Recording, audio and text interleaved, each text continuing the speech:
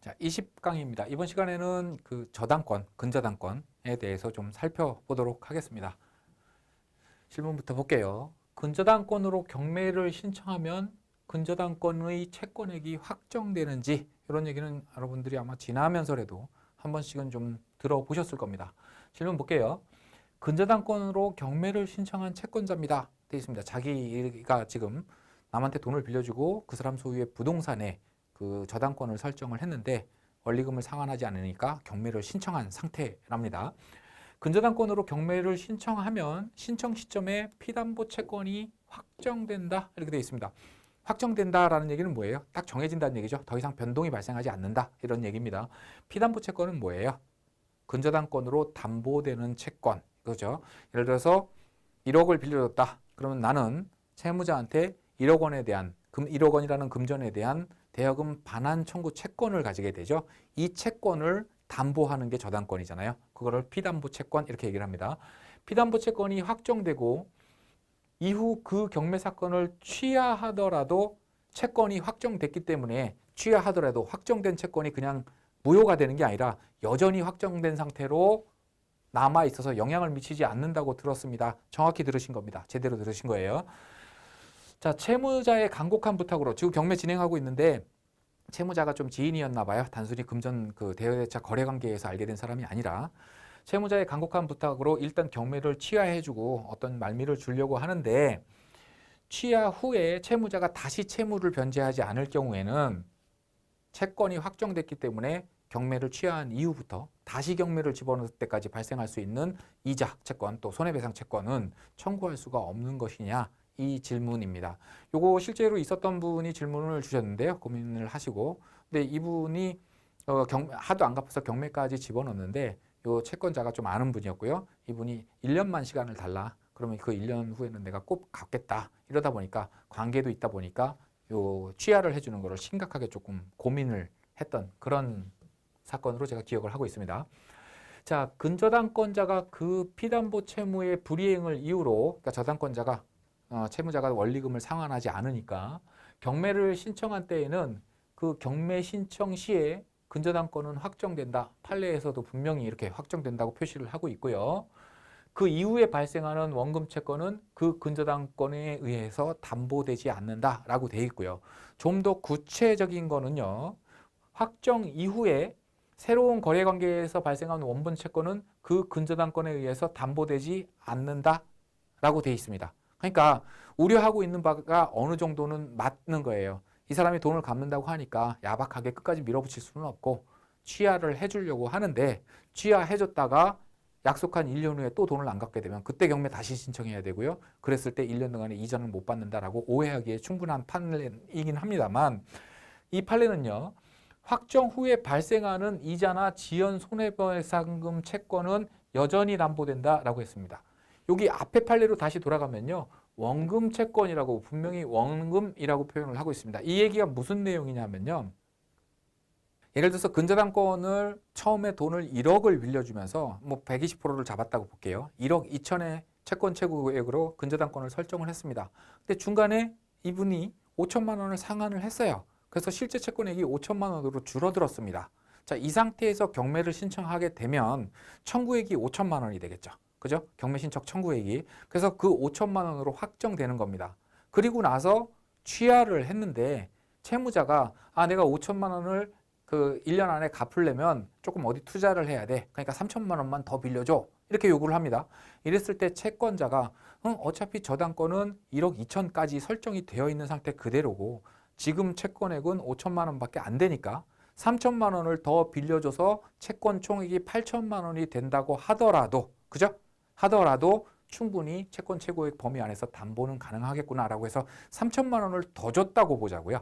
3천만 원을 더 줬다. 이거는 원금 채권이 먼저 빌려줬던 원금 채권 그 5천만 원과 별도의 새로운 법률 관계, 그죠? 새로운 거래 관계잖아요.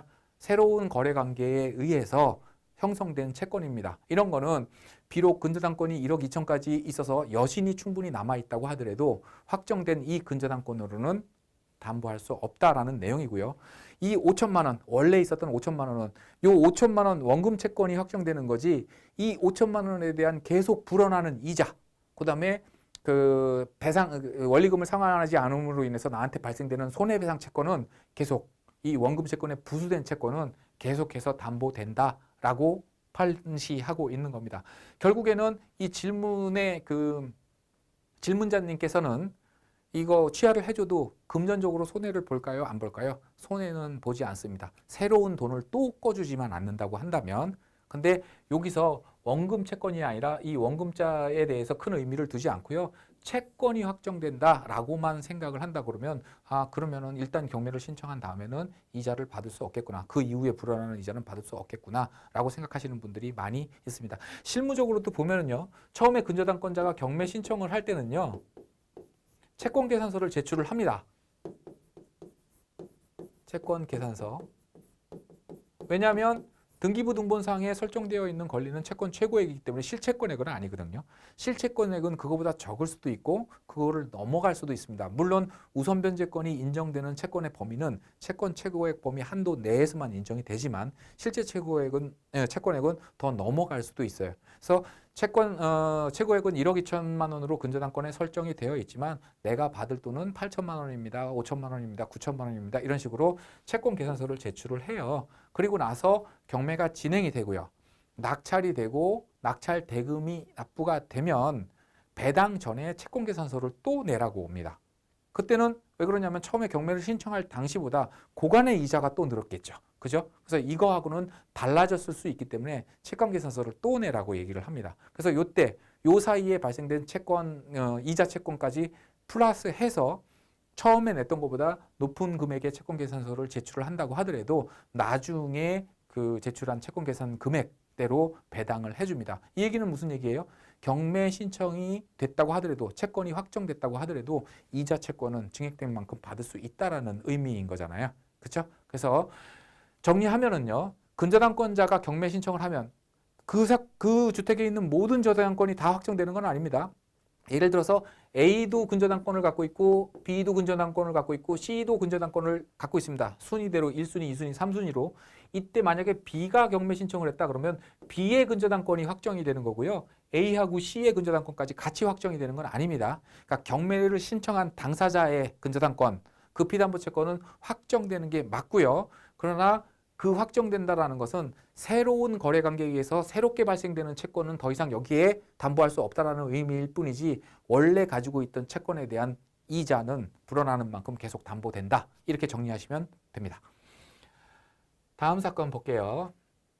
자, 근저당권자가 실제 채권액보다 작은 금액으로 경매를 신청한다면 이것도 또 의외로 굉장히 많이 질문이 올라와요. 예를 들어서 지금 좀 이따가 이제 사례를 좀 볼 겁니다만 근저당권 채권 최고액이 2억 4천인데 경매 신청 채권은 보니까 이 근저당권자가 경매를 넣었는데 1억밖에 안 되는 겁니다. 1억밖에. 그러면 중간에 어느 정도는 상환을 했겠구나. 아니면 처음에 1억 꺼주면서 2억 4천을 저당권을 설정했구나. 이런 경우는 드물니까 중간에 어느 정도는 상환했구나. 이렇게 추정이 가능한데요. 요거는 추정일 뿐이고요. 실제 채권액은 달라질 수 있습니다. 근저당권의 실제 채권액이 2억 4천만 원인데 그중 일부 채권 전부가 아닌 일부 채권으로 경매 신청을 하고 배당 시점에 실전 채권액이 2억 4천만 원임을 주장한다. 아까 전 질문에서 제가 뭐라고 말씀드렸죠? 경매 신청할 때 채권 계산서 넣고 낙찰된 다음에 잔금이 납부되면 채권 계산서 또 넣는다고 말씀드렸잖아요. 근데 실제 채권액은 2억, 받을 돈이 2억 4천인데 경매 신청할 때는 1억만 한 겁니다. 그리고 나중에 실제로 배당받을 때는 2억 4천을 청구하는 겁니다. 이런 경우를 얘기하는 거예요. 이런 거를 주장한다면 낙찰자는 불칙의 손해를 볼 수도 있을 것 같은데 이런 일이 가능합니까? 낙찰자가 이런 일로 인해서 불칙의 손해를 보는 경우는 이런 경우입니다. 어떤 경매 사건인데요. 입찰 예정 가격이 2억 5천만 원이라고 입찰자 입장에서 2억 5천만 원에 지금 입찰을 하려고 의도하고 있습니다. 2억 5천만 원인데 임차인이 전입신고를 했어요. 보증금 1억 원입니다. 물론 여기서 확정일자까지 같이 받아뒀다라고 한다면 뭐 저당권보다 먼저 배당을 받을 거니까요. 저당권자가 실제 채권액이 얼마인지 전혀 입찰자 입장에서는 문제가 되지 않겠죠. 근데 확정일자를 받지 않았습니다. 그러니까 우선 변제권을 취득하지 못하고 전입신고를 했으니까 뭐만 취득을 했어요? 대항력을 취득을 했겠죠. 그죠? 따라서 요 임차인 A는 경매 절차에서 배당을 얼마 받을 수 있을지는 모르겠지만 배당 받고 못 받은 보증금은 낙찰자한테 반환을 청구할 수 있는 자격, 대항력이죠. 대항력을 갖고 있는 임차인입니다. 그 다음에 B은행이 근저당권을 설정했습니다. 이때 채권 최고액 2억 4천만 원이에요. 근데 경매 시점까지 이자, 원리금을 상환을 안 하니까 연체 이자가 계속 붙어서 실제 채권액이 2억 4천만 원까지 불어났다고 가정을 할게요. 이렇게 돼 있고요. 그 다음에서 임차인이 처음에는 법리를 몰라서 전입신고와 동시에 확정일자를 받지는 않았는데 나중에 살면서 보니까 야, 확정일자를 안 받으면 경매 절차에서 배당을 받을 수가 없어. 그러니까 지금이라도 빨리 받아. 누구한테 이제 그 조언을 들은 거죠. 그래서 어이쿠에서 근저당권이 설정된 이후에 확정일자를 받았습니다. 그럼 여기서 뭐를 확보했어요? 이제 우선변제권을 취득한 겁니다. 그렇죠? 자, 이래서 대항력으로 임차인이 대항력으로는 배당을 받을 수 없고요. 배당은 결국에는 우선변제권으로 받는 건데요. 낙찰이 됐다. 내가 2억 5천만 원에 입찰을 해서 배당 재원이 물론 경매 비용도 빠져나갈 거고 선순위 세금도 빠져나갈 거고 합니다만 우리 그냥 계산하기 좋게 그런 거 고려하지 않고 배당 재원이 2억 5천만 원이 확정이 됐다. 확보가 됐다라고 가정해 볼게요. 자, B은행 저당권 채권 최고액은 2억 4천만 원이지만 경매 신청할 때 1억으로 신청했다고 그랬잖아요. 그죠? 그러면 실제 채권액을 기준으로 배당이 되니까 2억 5천만 원 중에서 저당권자한테 1억 원이 먼저 배당이 될 것이고요. 남는 재원은 얼마예요? 1억 5천만 원이 남죠. 그게 임차인 1억 원이니까 요 우선변제권, 확정일자에 의한 우선변제권으로 임차인한테 1억 원이 배당이 될 것이고요. 그죠? 그리고 또 5천만 원이 남잖아요. 자, 이렇게 되면 임차인은 대항력을 가지고 있기는 합니다만 어쨌든 경매 절차에서 1억 원을 전부 다 배당을 받았기 때문에 1억 다 받아놓고 낙찰자한테 또 보증금 돌려줘 이럴 수는 없잖아요. 이러면 권리를 두 번 행사할 수 있는 것을 허용하는 셈이 되기 때문에 부당이득이 발생합니다. 그렇기 때문에 배당을 100% 다 받았다고 한다면 대항력이 있다고 하더라도 이 대항력으로 낙찰자한테 대항을 할 수가 없는 게 맞겠죠. 자, 이렇게 되면 안전한 사건이 됩니다. 입찰자 입장에서는 인수해야 될 부담이 전혀 없는 사건이 되는데요. 처음에 경매 신청을 할 때는 저당권자가 1억이라고 신청을 해놓고요. 그리고 나서 나중에 배당 시점에서는 사실은 2억 4천만 원입니다라고 배당표를 작성을 해서 내면 이게 인정이 될까요? 인정되지 않습니다. 해당 경매 사건의 청구 금액 확장은 불가능합니다. 처음에 1억으로 신청을 했다가 나중에 배당받을 때 2억 4천. 설령 그게 앞에 시간에서 우리가 공부했던 새로운 법률 관계, 거래 관계에 의한 새로운 채권이 아니라고 하더라도 원래부터 2억 4천짜리 하나의 채권이었어요. 근데 1억으로 신청을 한 겁니다. 이런 경우가 가끔 있어요. 왜 그럴까요? 왜? 경매를 신청하는 채권 금액에 따라서요. 경매를 신청하는 비용이 달라집니다. 물론 이 경매 비용은 나중에 낙찰이 되면은 100% 다 돌려받기 때문에 채권자가 종국적으로는 부담한다고 볼 수는 없지만 처음에 일단은 현찰이 들어가야 되니까요. 그죠? 그래서 채권 금액을 조금만 신청을 하고 그 금액에 맞게끔 그 경매 비용을 납부를 하고요. 실제 배당함 받을 때는 전체 채권을 다 배당표를 작성하는 경우가 이런 경우가 실무에서 간혹 있습니다. 실제로 있어요. 자, 이렇게 됐을 때 만약에 2억 4천만 원을 나중에 작성한 채권계산서에 의해서 2억 4천만 원을 그대로 다 인정을 해주게 되면 낙찰자가 손해를 보죠. 그죠? 낙찰대금 배당재원 2억 5천만 원에서 2억 4천만 원이 은행한테 배당이 될 것이고요. 임차인 A한테는 나머지 1천만 원만 배당이 될 것이기 때문에 9천만 원을 낙찰자가 인수하게 되잖아요. 그 반환 의무를. 그래서 불취의 피해가 발생하기 때문에 이런 거는 허용되지 않습니다.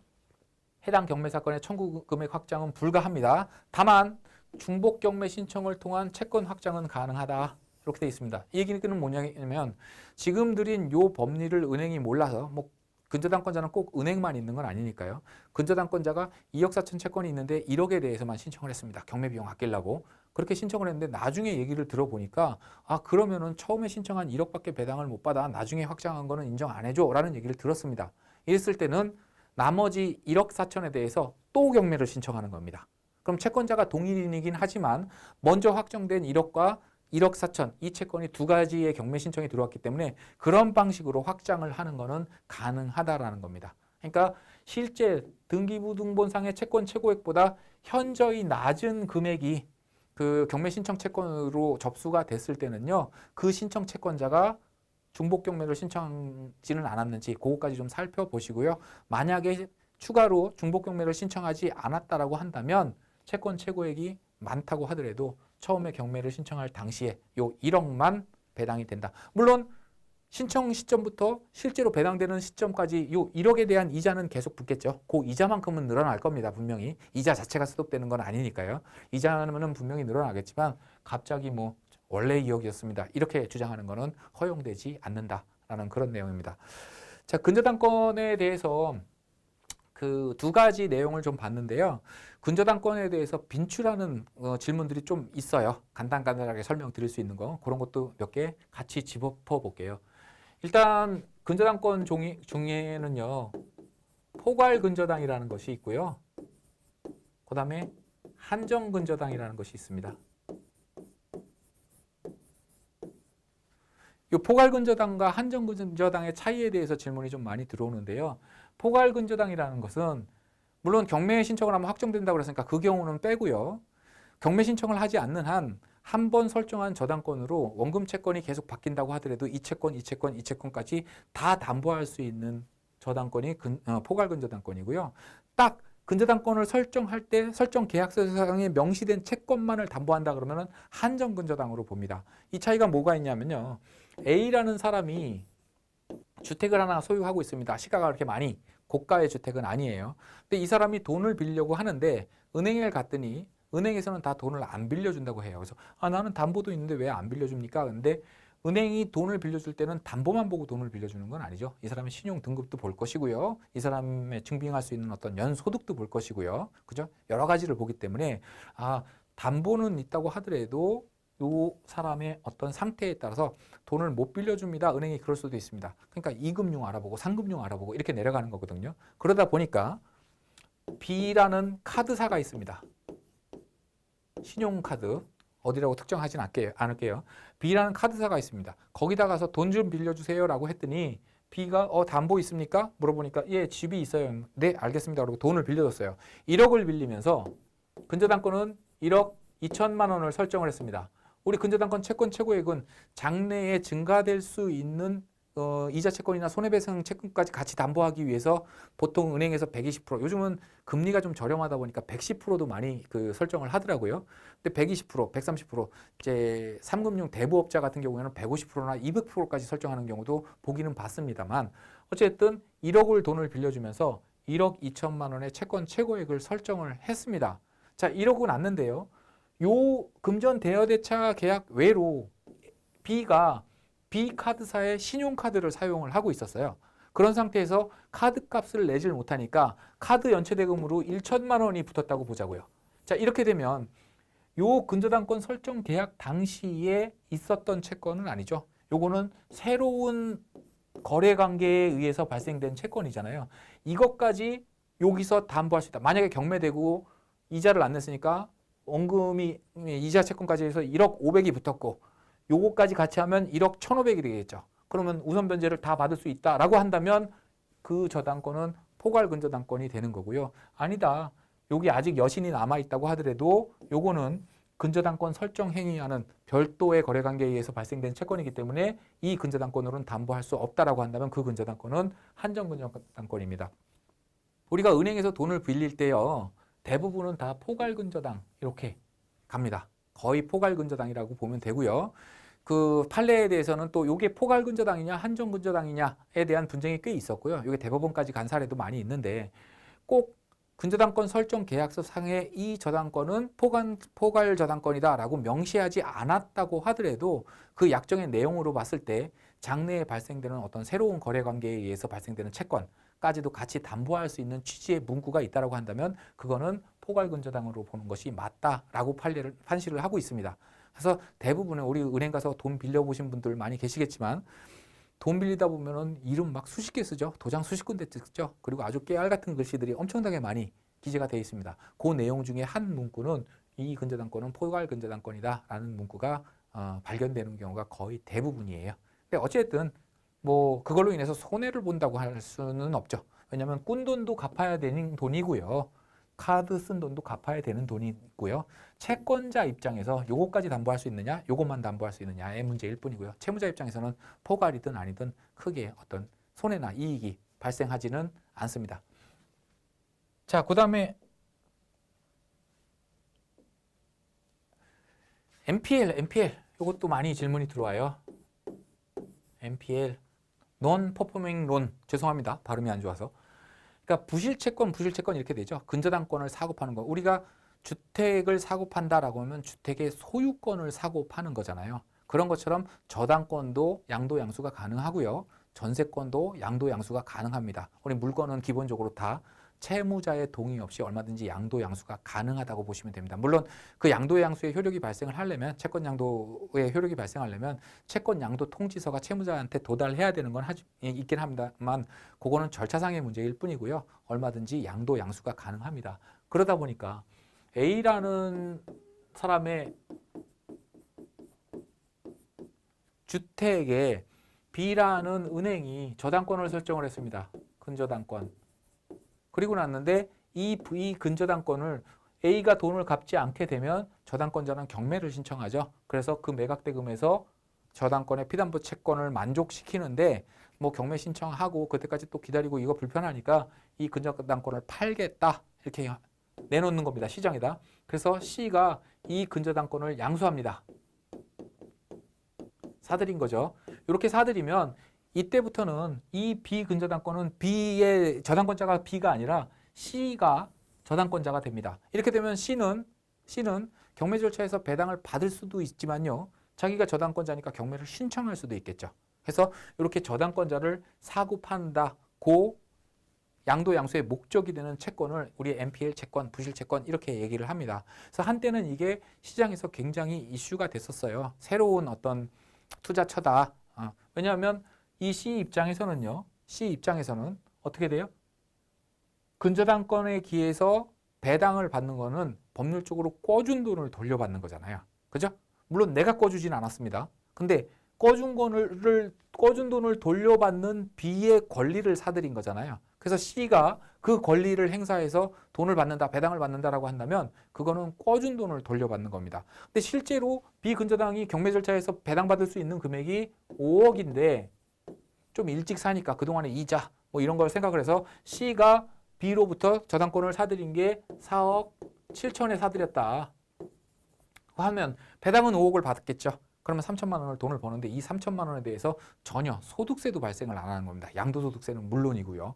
그래서 이게 새로운 먹거리다라고 해서 굉장히 많이 좀 집중이 됐었어요. 근데 지금은 바뀌었죠. 그죠? 2017년 7월 달로 제가 기억을 하고 있는데요. 그때 요 근저당권자는요. 대부업 등록을 한 사람이 아니면 팔지 못하게 돼 있습니다. 대부업 등록을 한 사람에게만 팔 수 있게끔 법이 바뀌었기 때문에 우리 같은 일반인들은 살 수 없습니다. 물론 여러 가지 편법이 있기는 합니다만 지금은 그 편법에 대한 설명을 드리려고 하는 게 아니고요. 이 NPL 채권을 우리 같은 일반인들이 이 NPL 채권을 사들여 가지고 사실상 이익을 내는 거는 굉장히 어렵다는 말씀을 드리고 싶어요. 이거는 사실은 좀 이렇게 이거에 대한 내용을 보고 많이 현혹되는 분들이 계신데 그건 좀 의도 자체가 저는 그렇게 깨끗하다고 보지는 않거든요. 근데 실질적으로 NPL 채권을 사서 우리 같은 일반인들이 그 소득을 내기는 굉장히 어려운 게 자, 이론적으로는 이렇습니다. 경매 절차에서 5억을 배당받을 수 있는 채권을 4억 7천에 사와서 그리고 나서 실제로 5억을 받으면 3천만 원 돈 번다. 산술적으로는 맞는 계산이죠. 이게 분명히 맞는 계산인데 첫 번째 하나 이 근저당권자 은행이 직접 개인한테 소매를 하지는 않습니다. 한 건 한 건. 전체 몇십 건 몇백 건을 대부회사한테 넘기고요. 그 대부회사가 하나하나 파는 겁니다. 그걸 이제 우리가 살 수 있는 건데 이 대부회사 직원들이 우리보다 훨씬 이 분야의 선수라는 거죠. 그래서 5억을 배당받을 수 있는 거를 4억 7천에 판다라는 거 자체가 현실적으로 조금 문제가 있습니다. 그렇게 안 팔고요. 5억보다 배당받을 수 있는 금액보다 오히려 1, 2천을 더 올려서 매각을 합니다. 근데 이 사람이 잘못 판단할 수도 있죠. 대부회사라고 해서 항상 분석을 정확하게 하는 것은 아니니까 자기네들은 4억 7천밖에 못 받는다고 생각을 해서 4억 7천에 내놨는데 그걸 사서 5억을 배당받는다. 물론 이익입니다만 이거는 투자가 아니죠. 왜냐하면 남이 얼마의 낙찰을 받아주느냐에 따라서 내 투자의 성패가 갈리는 거거든요. 4억 7천에 샀는데 4억 5천에 낙찰됐다. 2천만 원 손해보는 겁니다. 그렇잖아요.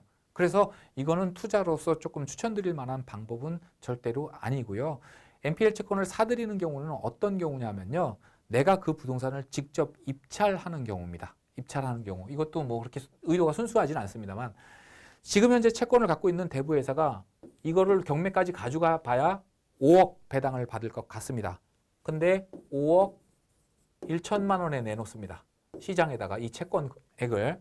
이렇게 되면 우리가 상식적으로 생각하는 걸 배당 5억밖에 못 받을 채권을, 그죠? 배당 5억밖에 못 받을 채권을 5억 1천에 주고 사는 게 말이 되느냐? 이런데 경매 낙찰가에 비추어 5억을 배당받는 거지 실제 권리상으로 봤을 때는 예를 들어서 10억을 받을 수 있는 권리다라고 한다면 5억 1천에 사서 8억의 낙찰을 받게 되면 요거는 나는 10억까지 배당을 받을 수 있는 사람이기 때문에 상계 처리가 가능하고요. 장부상 취득가는 8억이 되잖아요. 낙찰가가 8억이니까. 그래서 장부상의 금액이 늘어나고요. 그러다 보니까 낙찰가를 기준으로 대출을 받을 수 있으니까 대출을 예를 들어서 5억 5천을 받는다.